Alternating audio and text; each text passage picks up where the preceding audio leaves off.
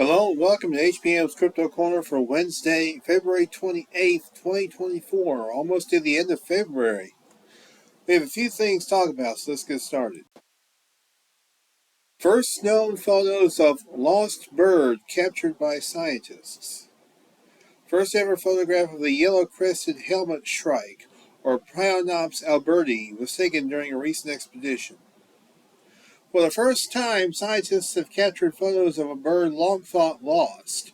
Known as the yellow-crested helmet shrike, or Prionops alberti, the species is listed as a lost bird by the American Bird Conservancy because it has not been seen in nearly 2 decades. University of Texas at El Paso scientists made the discovery during a 6-week expedition to the Itombwe Massif, a mountain range in the Eastern Democratic Republic of the Congo. The photos of the helmet shrikes have been reviewed and confirmed by Cameron Rutt, Ph.D., who leads the Lost Birds Project in the American Bird Conservancy. It was a mind-blowing experience to come across these birds. We knew they might be possible here, but I was not prepared for how spectacular and unique they would appear in life, said Michael Harvey, Ph.D., or an ornithologist and UTEP assistant professor of the Department of Biological Sciences. Harvey co-led the expedition with UTEP professor of biological sciences Eli Greenbaum, Ph.D. They were joined by ornithologist Matt Brady, as well as a group of Congolese researchers from the Centre de Recherche en Sciences Naturelles, including Shufodera Kusamba, Ph.D., Robert Kizungu Bayamana, Chance Bahati Muhigura, Mwatu M. Aristote, and Wandage M. Muninga. The team trekked by foot over 75 miles through the depths of the Itombwe Massif, studying birds, amphibians, and reptiles along the way. So that's a pretty cool discovery. A bird once thought long lost, rediscovered. Would it be considered a cryptid bird? I suppose it could be. Or a cryptid that was in existence, then supposedly thought to be out of existence, now has been reconfirmed. So maybe it is maybe it's just a rediscovered cryptid. That's entirely possible. But that's pretty cool. Pretty cool discovery. Rediscovery. Seeks to celebrate legendary Canadian lake monster with massive sculpture. Canada's legendary lake monster Ogopogo may soon be celebrated by way of an enormous sculpture that the group hopes to create for their local community. According to a local media report, the creative proposal was put forward during a council meeting in the municipality of Peachland, British Columbia. The community sits on the shore of Okanagan Lake, which has long been believed to be the home of Ogopogo, a mysterious aquatic creature akin to Scotland's Nessie. By virtue of its location, Peachland has long been associated with the legendary monster, and now a group of residents are looking to fully embrace that connection in a rather big way. One of the project organizers, Lee Etherington, indicated to the community council that the group would take it upon themselves to create the Ogopogo sculpture. We would raise the funds for it, so there would be no cost to the city, he explained, other than we would need a spot to put it. To that end, the proposed wooden piece would measure a whopping 25 feet long and around 8 to 10 feet tall. As for the ideal location, the group hopes that it would be a spot overlooking Okanagan Lake's Rattlesnake Island, which is where native legend states that Ogopogo specifically lives, and as such is the perfect place for visitors to snap photos. Well, it would be a very good tourist attraction, that's for sure. And in that area, there are sightings of Ogopogo in that lake. So I hope that they will do this. I hope that they will put together this sculpture to celebrate a unique lake monster. Good for them. Good for Peachland, British Columbia. Hope it happens. Speaking of Nessie, the McLennan land sighting. And here's a sketch of what appears to be a Loch Ness monster on land. It is back to classic sightings of the Loch Ness monster and the report of a large creature seen on land in that seminal first year of Nessie reports 91 years ago. The date was the 6th of August 1933, and 2 days before, the local Inverness Courier newspaper had published a letter from a George Spicer about a similar sensational incident. However, the account would not see the light of day for some time afterwards. I have looked amongst the newspaper archives for an early record of this account, but have found none so far, and therefore quote the earliest report found in Rupert Gould's book, The Loch Ness Monster and Others, published in June 1934. The witness was a Mrs. T. McLennan in the first week of August in the midst of stormy weather. Mrs. McLennan and her husband were walking towards their boat along the lochside road between Whitefield and Foyers. Mrs. McLennan saw X resting close to the water's edge on one of these beaches. She could not identify the exact spot further than by saying that from Urquhart Castle it would be aligned with Temple Pier. She was greatly surprised to see what she took to be X out of the water. She had little more than a glimpse of it. She called to her husband, and at the sound of her voice, X plunged clumsily into the loch, sending up a big splash. Mr. McLennan was too late to see anything but this splash. She described X as lying hunched up end on to her, its head toward the water, but thrown back. The back looked ridged, something like an elephant's, and was of much the same color, but had several humps on it. These were not so pronounced as those she had noticed when it was in the water. It did not stand up very high off the beach. She estimated its length, hunched up as it was, at 25 feet, pacing this off when she gave me her account along the wall fronting her college. Gould adds that this happened near the scene of the Spicer land account weeks before, where there were several small, flat beaches from which the loch shore proper rose in a more or less steep slope, while the road is cut out of these slopes and overlooks the water at a height of some 20 to 50 feet. He further adds that the line of sight given placed the event about 2.5 miles from Whitefield towards Foyers. Projecting that line onto Google Maps gives the location indicated below on the south shore. Wow. It's interesting. It's amazing that there were sightings of Nessie on land. Now, that would seem to preclude the possibility that it's a plesiosaur. But it would also seem to preclude the possibility that it's a giant eel.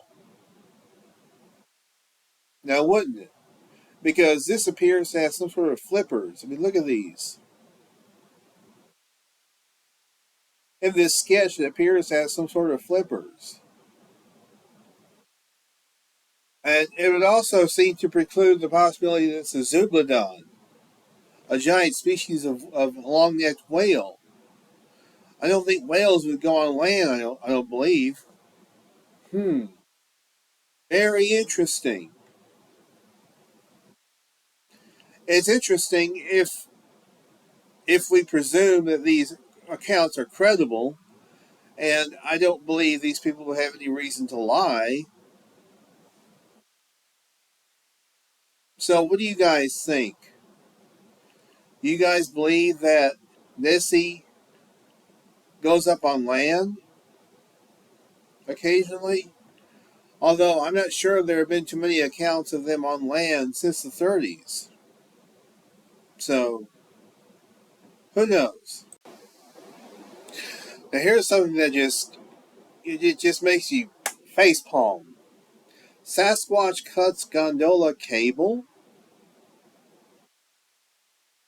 We know that there are people out there with information that could assist police with this investigation. RCMP on Wednesday releasing a thermal image of the person they believe cut the Sea to Sky gondola cable 2 years ago. Police also revealing for the first time that a security guard was almost struck when gondola cabins came crashing down, sharing footage of the close call. The security guard themselves was doing a patrol of the area and was walking underneath the cable that was carrying the gondola cabins. And approximately 5 to 7 seconds after he passed underneath that second cable is when the cable was completely cut and crashed down to the ground. So it was very close. The gondola's cable was cut in 2019 and 2020. RCMP believe both times it was deliberate and are hoping that by sharing details of the second incident, a suspect can be identified. Our investigators believe that the suspect is extremely fit, knows the area well, and had specific knowledge about what tools to use in order to cut the cables in such a way that it would cause catastrophic damage to the gondola while protecting the suspect themselves from harm. The company that runs the gondola is also increasing their reward for information. We are going to double the reward from $250,000 to $500,000 and hope that this person who has endangered the lives of our people and endangered the viability of our community will be brought in swiftly. He says the damage of both incidents topped $10 million, forced the gondola to close and put staff out of work. In Vancouver, Monica Gould, City News.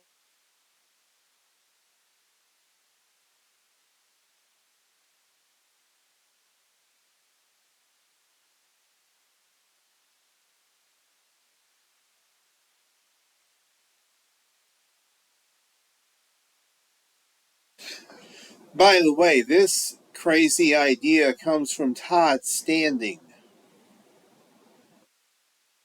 Todd Standing is trying to claim, oh, a Sasquatch cut that cable. Two important things you need to know. First of all, the gondola was really, really destroyed. Like the cable was cut, the cars all fell. I mean, it was a total disaster. And I have nothing but respect for the Sea to Sky Gondola Company for putting this gondola out in this beautiful place so people can go out and enjoy nature. I admire and appreciate that. Obviously, the Sasquatch are upset about something. They initially offered a $250,000 reward, and now it's up to $500,000 they're offering for a reward. But they don't. That's not going to solve anything. It's not going to do a damn thing. They're not going to find some man involved in this, because as you can see from the image, this is not a man.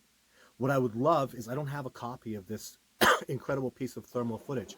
What happened was, after this happened in year one, they probably put up one of the most advanced security systems money can buy. I mean, they spent $5 million fixing this disaster.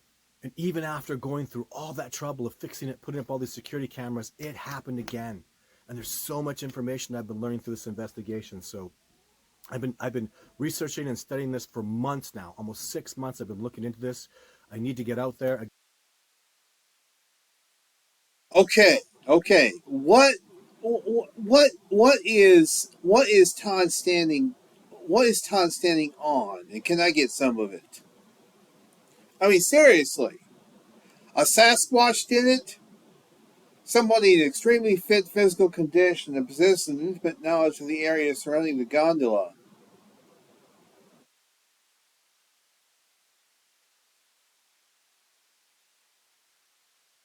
Okay, that's just insane. That's just absolute rank insanity to believe that a Sasquatch would have done it.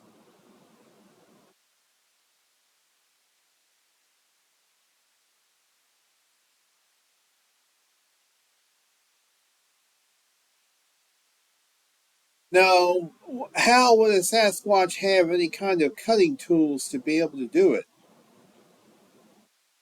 What kind of cutting tools would a Sasquatch have? That's my question. But then again, this is Todd Standing. I mean, can we really believe anything that comes from his mouth? At this point, with all the hoaxing he's done? Please, give me a friggin' break. Speaking of Sasquatch prints found in New York State? A woman in New York State suspects that a Sasquatch may have been on her property after something in the woods frightened her dog, and then some sizable prints were subsequently discovered in the snow. The intriguing incident, which was shared on the Bigfoot Researchers of the Hudson Valley Facebook page, occurred earlier this month in the community of Carmel, when the witness went to take her German Shepherd for a walk. Their normally routine nightly stroll took a strange turn when the pet pooch suddenly froze and tucked his tail between his legs and started whining and indicating that it wanted to go back inside their house. Are there photos? Are there receipts of this? Okay, this must be it. It's like a couple of photos.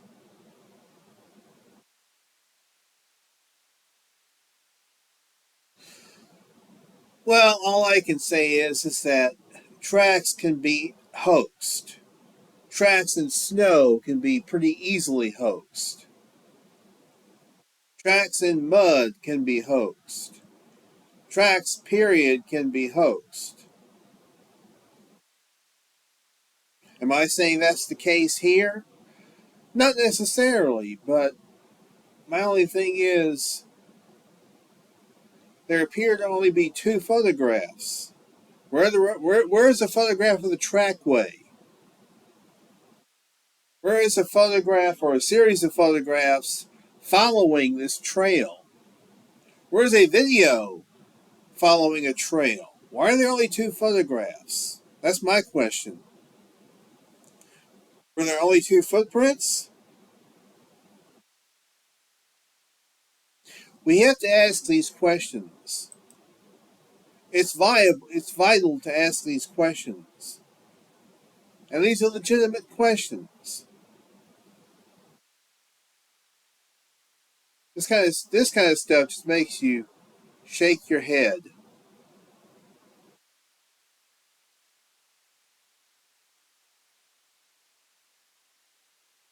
We have to ask these questions. We can't just accept everything at face value.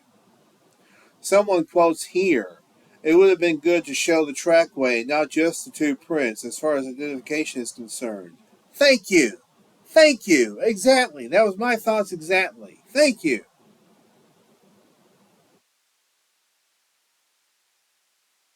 I mean, why only two footprints? Why only two footprints? That's the question we got to ask ourselves. Why not the trackway? Do they have something to hide?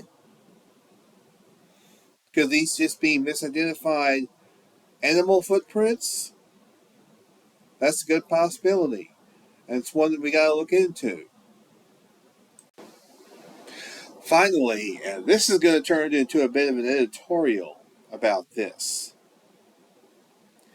Finally, we have the M.K. Davis / Todd Gatewood artistic rendering of Patty. This. I'll let you get a good look at it. Since last year, 2023, we are being asked to believe that this is actually what Patty's face looks like. You can see a glint in her eye. You can see more skin here than was actually in the creature on the film, on the Patterson Gimlin film. What appear to be swollen lips, which M.K. Davis claims is because Daddy Sasquatch had a bit of a fondness for the grape and a penchant for domestic violence. Another facepalm moment.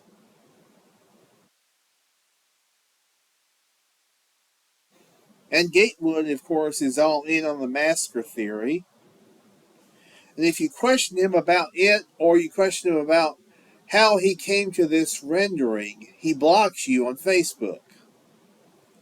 Nice. How did they come up with this rendering? They took an artist's rendition from 1992 and did a little bit of fancy footwork with it, and this is what they come up with. Then they didn't even bother to use the original 1967 PG film Frame, which they should have done. And then they would have seen that you can't get much more detail from that. You just can't. You cannot get much more detail from the Patterson Gimlin film. But MK seems to think you can. Then again, I think MK is a bit mentally unbalanced, so. I mean, an individual would have to be mentally unbalanced to believe that a whole tribe of Sasquatch was quote unquote massacred and shot and killed. It's just rank insanity. It really is. It's crazy. And I'm not going to go into a whole debunking of the massacre theory here. I've already done it. I've already read off Bill Miller's and Thomas Steenberg's excellent report on the massacre. Oh, and what appears to be, what is this? Looks like a hole of some sort. Could Patty have been shot in the head? And the bullet went through the hair somehow? I don't think that's what Gatewood and Davis are saying, but it does appear to be some sort of a hole. It's just absolute rank insanity if anybody believes that there was a massacre at Bluff Creek. And it's absolute rank insanity to believe that this is actually what Patty looked like. It's a cartoon! It's a flippin' cartoon. That's exactly what it is. It's not a true representation of what Patty looked like. Jeff Meldrum said it best. He said it's an enhancement. He said, no, it's actually not an enhancement. It's an embellishment. It is an embellishment of what Patty actually looked like. Patty is actually quite blurry. You can't get this from a blurry image. You just can't. I know MK and Todd would be like, oh no, yes you can. No, you can't. And anybody who believes you can is either actually absolutely mentally unbalanced or has an agenda, or maybe a little bit of both. And that's going to do it for this week. We want to thank you very much for tuning in. You guys are the heart of the show. I always say that, but I always mean it. And I will continue to do as long as you guys want me to. For the 9th year in a row, I'm doing this. And I'm going to continue to do it for you guys. And I appreciate you guys' input and comments. I really do. And by the way, this Friday, I'm going to be releasing a special HBM's Crypto Corner editorial about the 20-year anniversary of Bob Hieronymus, claiming he was the guy in this alleged suit in the Patterson Gimlin film. That's going to be released this Friday on the 20th anniversary. So until then, y'all be good or be good at. This is HBM's Crypto Corner.